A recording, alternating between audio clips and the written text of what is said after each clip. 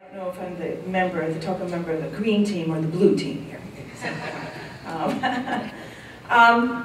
So I'm going to kind of change a little bit of the discussion here and move to the offshore marine environment and really talk about a lot of sort of what the science is saying in oceanography in terms of how you actually can use that science to look at siting issues and monitoring issues of the ocean and the extraction of ocean energy.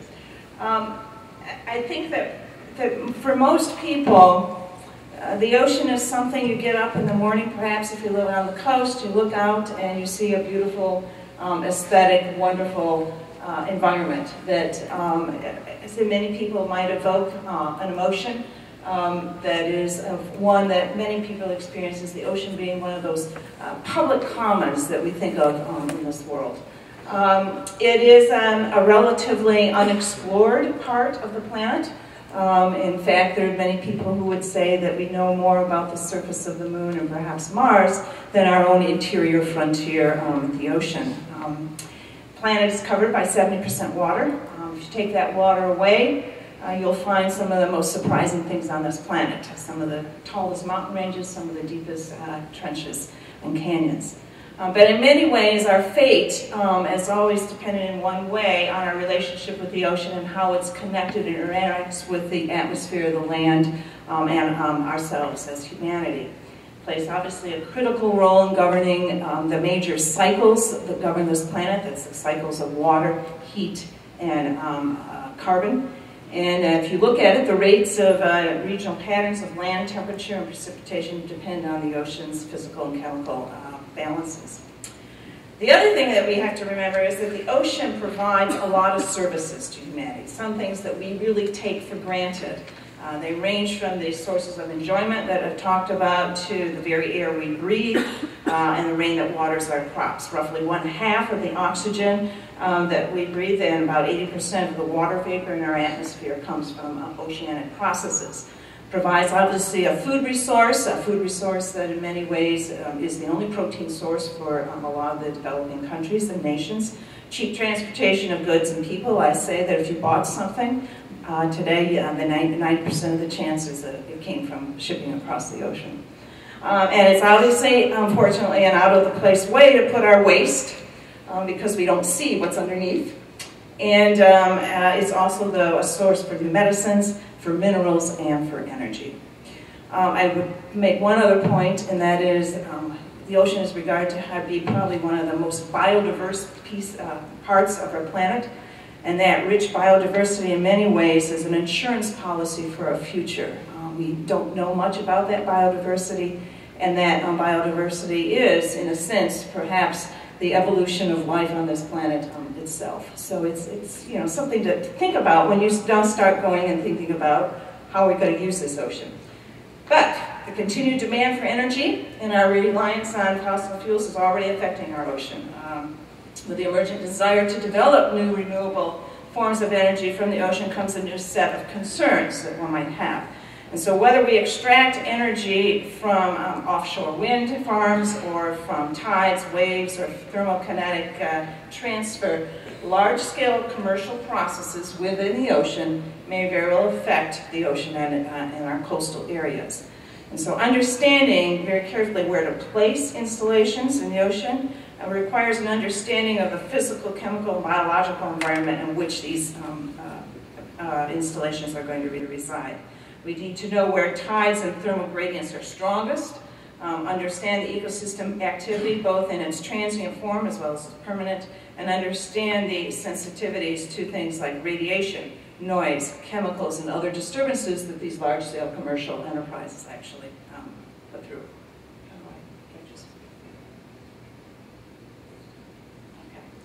So let's just kind of talk a little bit on why would one even do it, because in reality, the ocean is already being impacted by our fossil fuel use. And what might be in store for us is graphically shown what we're seeing right here, if you continue to use fossil fuels. Ocean heating is greater, as you can see here, than the combined heating of the land, atmosphere, and ice system. That ocean heat content is rising much faster, basically because of the ability of water to hold heat. And that heat is not necessarily transferring dramatically in terms of temperature increases over in the atmosphere over the ocean, although you are beginning to see rapid temperature changes, increases over our ocean basins. So this actually, this sort of warming, if you will, this heat capacity of the ocean really actually may have very potential and unknown effects on the biological habitat and physical mixing throughout the global ocean. So we've got this one sort of fossil fuel impact. The second, which Betsy alluded to, is the issue of ocean acidification. And so what happens is you have a lot of atmospheric carbon dioxide going, an increase in atmospheric carbon dioxide. The ocean uptakes that, and it takes up part of that additional carbon dioxide and gets dissolved in seawater. And when it gets in dissolved seawater, it dissolves in seawater, it forms carbonic acid, which it basically makes the water more acidic. It's a very simple chemical reaction. It's nothing that one can actually really debate here. And we're beginning to see the evidence of basically that ocean acidification. So this graph basically shows on the left there two curves, one showing the carbon dioxide increase in the atmosphere, the other in water, in seawater. Below that, you will see the pH being measured in the ocean. Of course, a decrease in pH means it's becoming more acidic. And on the right, what you're seeing that basically is what's happening, or it's a sort of a biological response to that's changing chemistry that's making the ocean more acidic. It's really threatening shell-making organisms and corals, as well as key habitats that they support. So this additional carbonic acid and the carbonic structure basically has an impact on the coral and shell-producing habitats. Okay, now that said, so there's sort of a desire here to say, okay, the ocean's it's being impacted significantly by fossil fuels. Is there a point here where the ocean can be part of the solution in making sure that we do have energy that's in a renewable form that might reduce the impacts that we see on the ocean? It's important to realize that we already are working in the ocean on a large scales in terms of energy extraction. The fossil fuel industry, as I think we all can see, has had a dramatic impact, and they're actually doing oil extraction from offshore resources in deeper and deeper water. I think all of us can be reminded of what's happened when we had the Deepwater Horizon experience in the Gulf a couple years ago. We also know that in the short term, and even sort of on even the longer term, there still is going to be a desire for oil and gas exploration and extraction that will continue in the ocean. During the Deepwater Horizon blowout, you saw a very nice connection, I saw, between what the ocean science community can do with its tools and with its knowledge in reacting to this blowout. And what you've seen here is just a couple of examples that we've done at the Woods Hole Oceanographic Institution. The top is technology that was developed to take samples from hydrothermal vents. These are the hydrothermal smokers that you hear about where chemosynthetic life exists.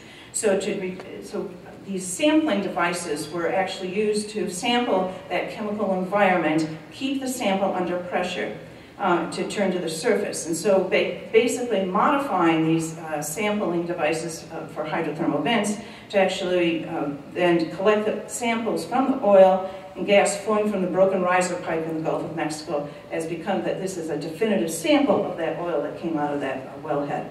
As a result, you're able to determine the exact composition of the oil coming and gas mixture coming out of the wellhead that is going to be sort of a chemical forensic device. So here's one example where you see science sort of responding in an offshore environment. The second lower panel basically is an example of using autonomous underwater vehicles that are equipped with a particular sensor. In this case, it was a sensor, it was a spectrometer that was tuned to hydrocarbon detection.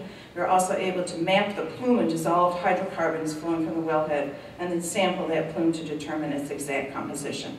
So what you're seeing, what I wanted to do in this is just sort of illustrate the scientific capability from a tool point of view is there to actually work in and underwater and not necessarily always in a response mode, but also in sort of helping the renewable energy industry take a look at what is actually happening underneath the water and what the impacts might be. Okay, so if you look at the, and this is a diagram I took from a set of a special issue on from the Oceanographic Society on renewable energy offshore. You see here the sort of bar diagrams of what is the greatest potential, and you can see quite easily that the greatest potential of the marine-based renewable options resides with wind, offshore wind, with roughly 2,500 terawatt hours per year identified in some of the U.S. deep coastal waters. And we also know that there's as I think Peter alluded to, a 20 to 30% growth rate over the past decade. So it's important to emphasize that we have an increasing number of turbines that will be installed in offshore wind environments here. And we have to come to grips with the fact that we don't really understand the full range of the potential impacts from a biological, physical, and chemical point of view within the ocean. That said, the same can be said for also some of these hydrokinetic extractions. And unlike an oil spill, which is a short-term event, something that, well, it's relatively short-term, the consequences might last for longer. When you're looking at putting these renewable energy marine offshore commercial enterprises in the ocean, that many of these projects represent sort of a decadal, a very long-term perturbation of what's happening in the ocean. And so you really need to understand these perturbations on longer timescales, and this is one of these other issues here of why you would like to basically take a look at what science can do on long-term in conjunction with renewable energy to examine what is happening in terms of a baseline way, what happens during construction processes, and what happens after the construction and operation modes. It's also a rich opportunity in many ways to learn a heck of a lot more about what's happening in the ocean from a research perspective. Just briefly here, the wave potential in commercial offshore. I think this has been seen before, and of course it's preempted a little bit now by Sandy's presentation that he just gave. But the fully marine commercial offshore wind development is conceived in terms of the potential here. This is just the wind diagrams. If you look at Sandy's, you would see the offshore off the New England coast there was primarily associated, and your Sandy still has a viable off the coast of Massachusetts, Rhode Island, etc., of course, which is where there's a very controversial idea of an offshore wind farm to be produced. So you really see that that there's a potential in the offshore wind resource that we see here. On wave potential, it's basically strongest on the west coast, increases towards the poles. This is a process in which you convert the kinetic energy imparted to the ocean by winds and heating and gravity, and basically extract that from waves and tides and currents. These sources generally are known. Technologies they are in development for hydrokinetic extraction. And in many ways you can see that they're highly desirable because, like wind, they are close to markets. They're near population centers that you can basically minimize your distribution. In Avery estimated that the marine hydrokinetic technologies, including wave and water current turbine technologies, could potentially provide a contribution to the current electricity supply provided by conventional hydroelectric power plants. For tides, 30 kilowatts per meters per day in the northwest is what you're looking at, and a lot of this sort of hydrokinetic energy offshore is really being done on the western coast as opposed to the eastern coast. But tidal energy varies basically depending on your coastal and bottom morphology. So you really have to understand what that coastal and bottom morphology is going to do. And you also, a lot of research is being going on what's the effect of removing that kinetic energy on coastal ecosystems. There is a third energy scheme that actually gets little attention, and that's the ocean thermal energy conversion, or OTEC. This was quite popular in the 70s, and I believe NREL actually did quite a bit of work on this. It takes advantage of the temperature differences between the surface and deep waters, usually around 1,000 meters or so.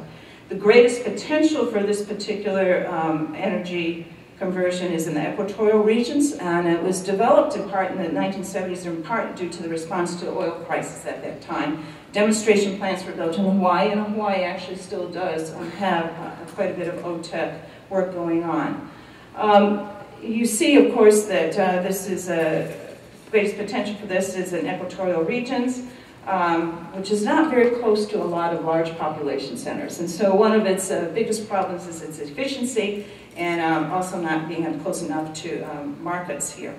The other problem with this is, and it alludes to one of the reasons, another area where science is really critical, is that a lot of this potential or this is dependent on natural variabilities of the currents and structures of the ocean. So you can actually see a very difference whether you're in an El Nino year or in a La Nina year. So putting in commercial installations without understanding what your interannual variability might be in terms of producing this type of power is pretty significant.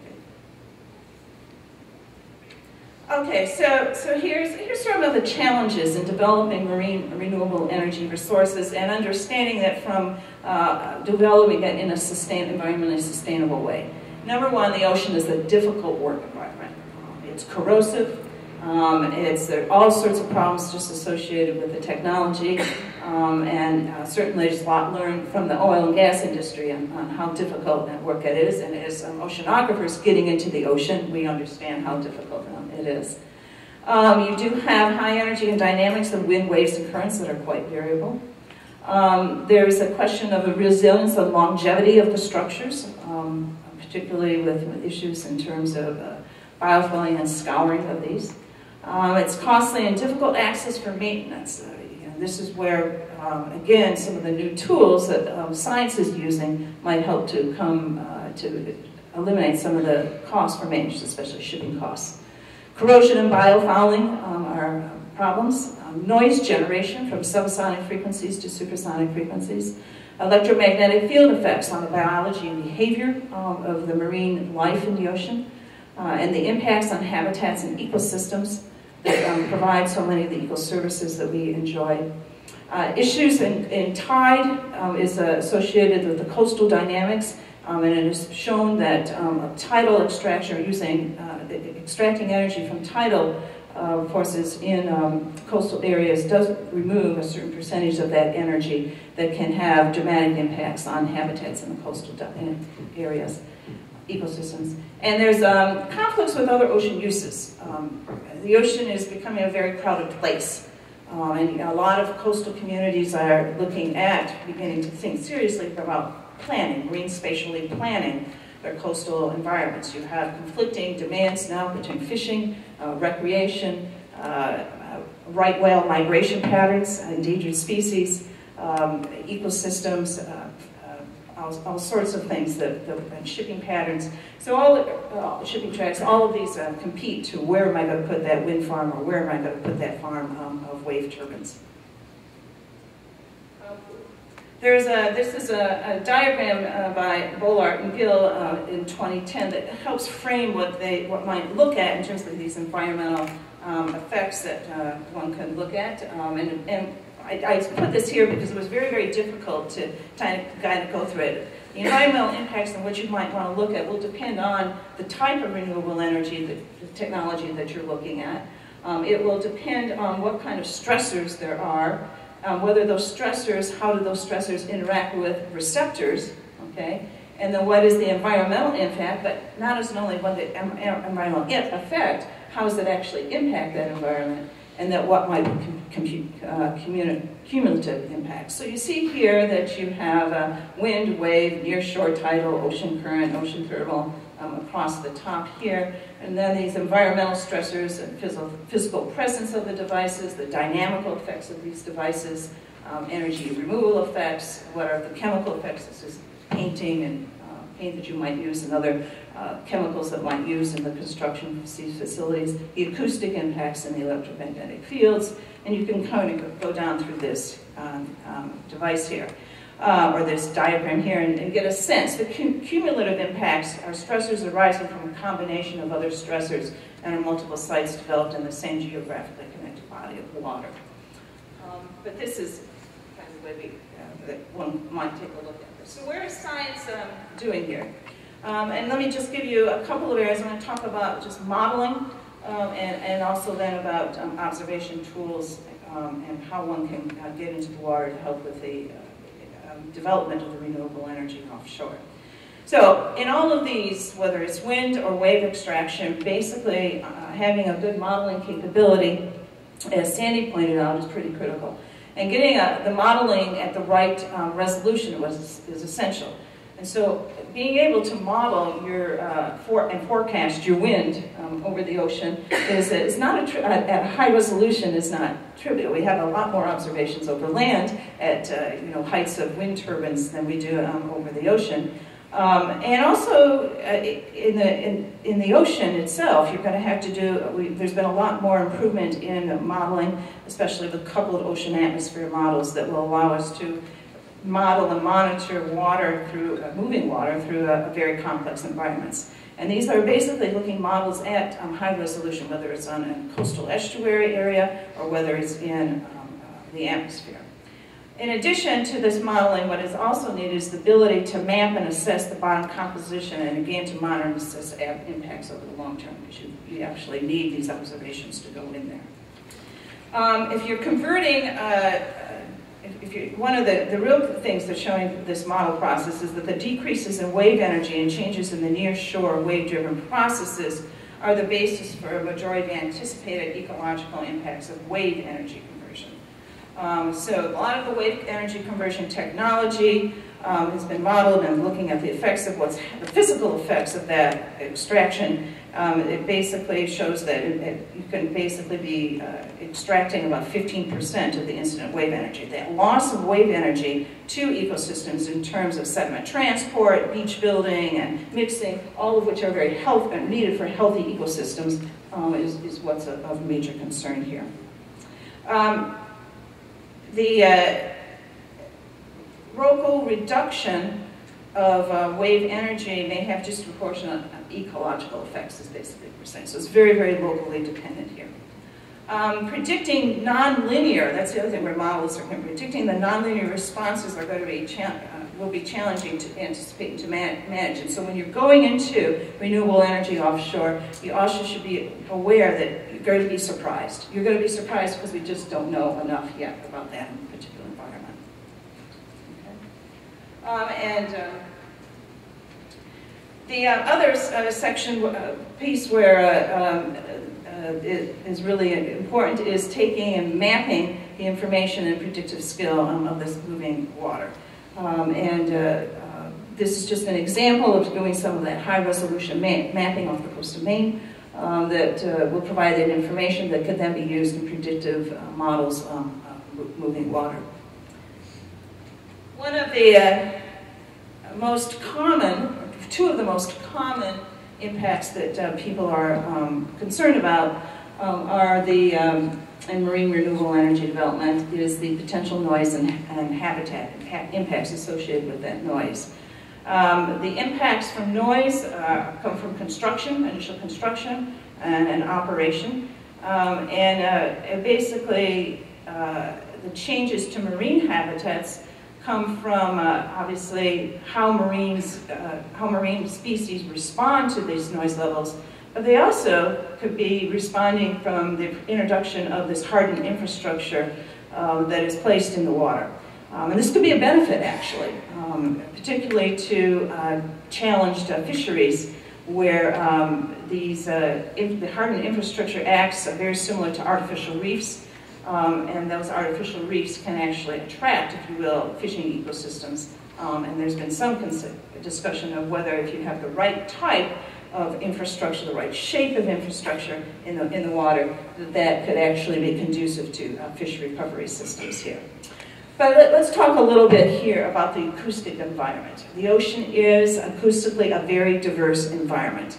Even though we may not hear at the ocean very much, certainly life in the ocean in terms of fish and mammals It's a very, very important point of view. And it's important from a biological perspective because it's not only in animal communication, but it's also critical for reproduction and for their behavior, their feeding behavior and their predator sensing behavior. So different phases, and so what you've seen on the left here is the hearing range of fish and mammals, and then you see the anthropogenic noise that's in the ocean already, a lot of it already there.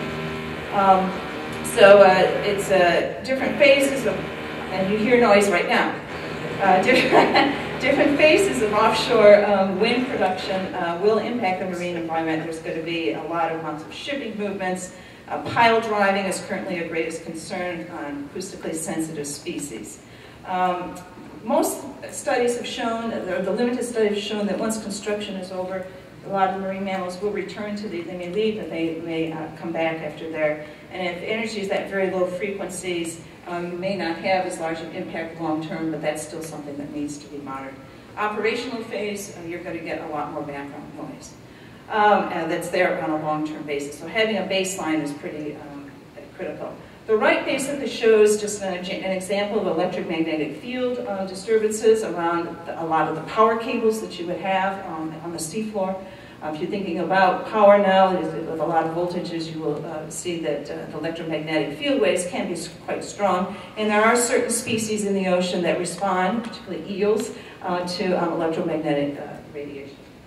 So, what's the technology that can be used to help monitor things? This is a diagram of the autonomous underwater vehicle REMUS, which is used quite extensively for scientific purposes. It allows you to acoustically map the seafloor, but you can also envision these suites of these vehicles, underwater vehicles, with the right sensors working in and around water installations of wind farms and wave turbine generation farms. These vehicles have been used to do high-resolution mapping. You can put video cameras on them to look at biological habitat. You can put all types of acoustic and other types of sensors that would be productive. Oops. But what's really exciting about what's happening scientifically in the ocean is that it's being pulled together, all the ocean observing assets and building networks that will remain in the ocean, getting you 24/7-hour monitoring capability, and you can envision taking all of these assets, whether autonomous underwater vehicles, remotely occupied vehicles, the sensors, the profilers, the moorings, all of these can be worked in these types of environments.